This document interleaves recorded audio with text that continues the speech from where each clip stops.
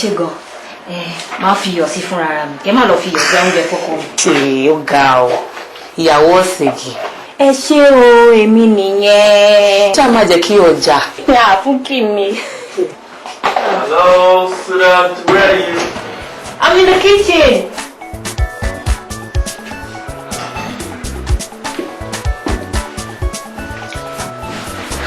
Hi, darling.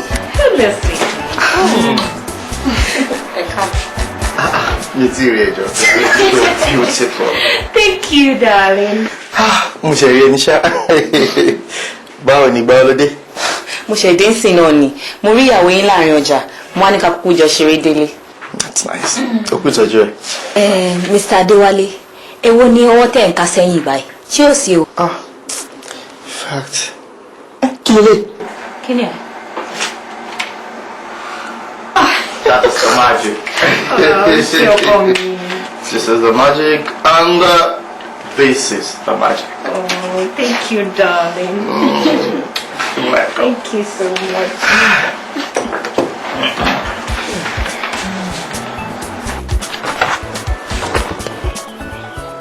I was blessed since the moment you entered my life. For it was only after I met you that all of life's joy came unfolded my way as a consequence of the love you gifted with me. You and only you add meaning to my life. Your love and only your love is my biggest pleasure. Love you forever. Oh, I love those words. Yeah. Thank you. Appreciate it. You don't need to appreciate it, guys. Kí ni nǹkan tó ń ṣe torí máa gbé jáde fún dinner?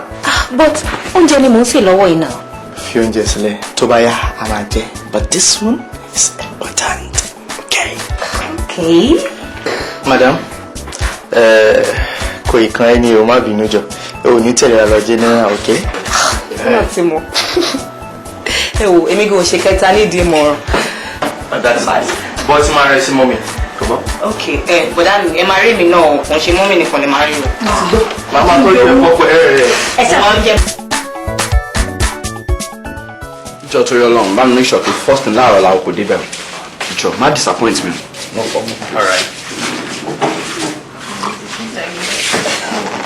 Dewale. Mo sọ náà mo lójú mi ò gbọdọ̀ tọ̀ mí jẹ. Akínwálé. Dewale. Akínwálé. Dewale. Èmi náà ni èmi kì í já ṣá. Ó ga o. Ó ti wá di tírátíra o pè mí mọ́. Sorry, má bínú sí mi. Òkè bíbá ni òjá rí tán. Iṣẹ́ ni. Bẹ́ẹ̀ni. Iṣẹ́ ni bí èèyàn bá ti lówó lọ́wọ́ tán iṣẹ́ ni businesses ni. Ọlọ́run á jẹ́ enjoy o. Wo a dúpẹ́ lọ́wọ́ Ọlọ́run. Ọlọ́run ṣe kó má bàjẹ́. Dewale. Akin ọmọ Akínwálé. Akin square. Ó ga o. Dewale. Anyway, Akínwálé lórúkọ tèmi. Tí ọ̀rẹ́ mi bá bọ́dà láti introduce mi sẹ́. Dúpẹ́ lórúkọ tèmi. Dúpẹ́. Wow. Akin, ó ti bẹ̀rẹ̀ wáyé. Èwo ni bíbẹ̀rẹ̀ wà nínú pé mo introduce ara mi nígbà tó bọ́dà. Ó tó dẹ́ nìyẹn. Dewale. Ṣé wà? Kí ni? Bísí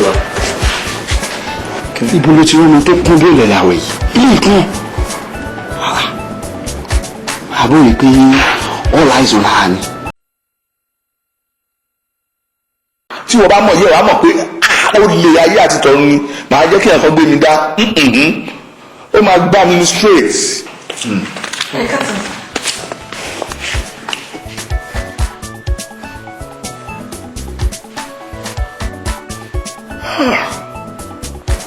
Ebony, Kai, Black Sherry, ó ga jù, kóró ṣeré, Ọlọ́run gbọ́ wà jù. Ní sákùwà nígbà tá a wà ní ṣòye ń sìn yìí, irú eléyìí tọ́wọ́ bá tẹ̀ gbọ́n yẹ́bẹ́yẹ́bẹ́ la máa pè é. Gbọ́n yẹ́bẹ́yẹ́bẹ́ ni wàá ṣe àwọn oríire. Àmín sá. Wàá ṣe àlùbáríkà. Àmín. Pẹ̀lẹ́. Ẹ ṣe sá dáàdì kí lè máa jẹ kí lè máa mu. Ọmọ tó mọ yìí oníran eléyìí mọ iye èèyàn ò ní tẹ́ṣọ̀ ká mọ́lẹ̀ wà lè àṣàrà fáwọn ọ̀tá ẹ.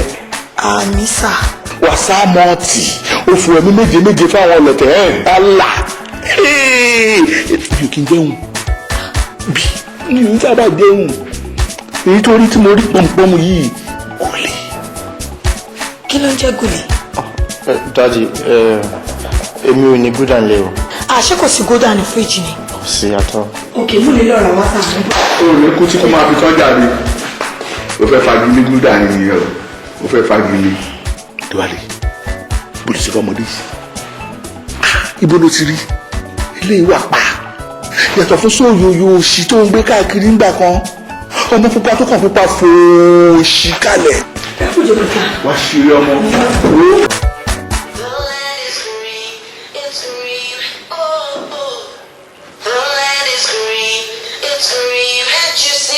Bọ́lá. yes love kí ni ẹ. Oníkọ́ọ̀lù. bá píkẹ̀ náà. No, wá gbé o. ok mò ń bọ̀.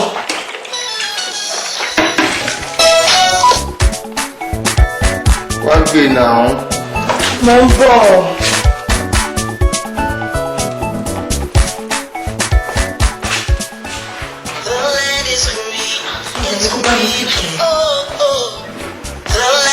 hello? hello sọ̀rọ̀? Akim mo ṣáà ti sọ fún yín pé kò sọ́nà bí tó mẹ́nu lọ yẹn báwo ló ṣe expect bá dúró èmi mi ò ní rẹ́ni tí mò ń fẹ́ kí wọ́n á filẹ̀ fún ọ love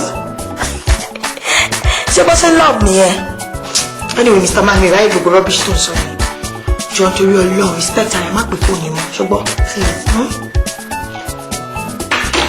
má bínú darling àwọn oníwàhálà yẹn ṣe lọ pápá tí mo. Ṣé bọ́mọ lélẹ̀ ẹ bó ṣe handle situation láyé sóyòyò tèbí ṣé ló ti máa gbé tọ́ parí.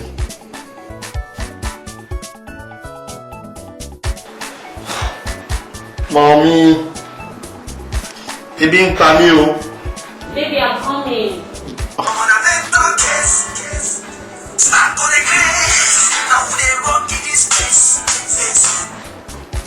Hello.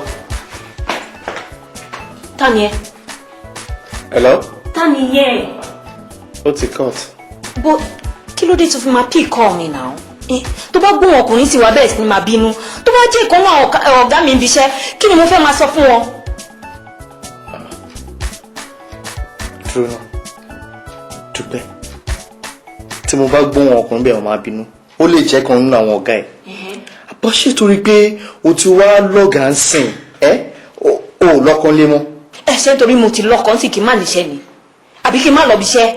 But for God's sake, ó yàtọ̀ síra wọn. Tí mo bá gbé kọ́ọ̀lù ẹ̀ tí mo bá gbé wọn official máa gbé fún ẹ. Dewale, ó yẹ kó understand now. Kò yẹ kó máa ṣerú nǹkan bẹ́ẹ̀ yẹn fóònù mi ni now. It's my personal phone. Fílẹ̀ fún mi. Tó bá fẹ́ kí relationship yìí kó last, má gbé call mi mọ́. Ṣé o trust mi mọ́ ni? Má máa treat mi bí bẹ́bí báyìí náà. Kí ló ń ṣe ẹ́? Má máa treat mi báyìí náà. Dewale, kí ló dé tó fi máa ń ṣe báyìí? Àbímọ. Ó yẹ kó mo ní mi ò tí wọn máa it's okay. Ọlọ́run, mo dúpẹ́ tó yọ wàhálà kúrò lọ́rùn mi o. Òun ni lánàá, òun ni lónìí. Bí ẹkùn àpọ̀kọ̀.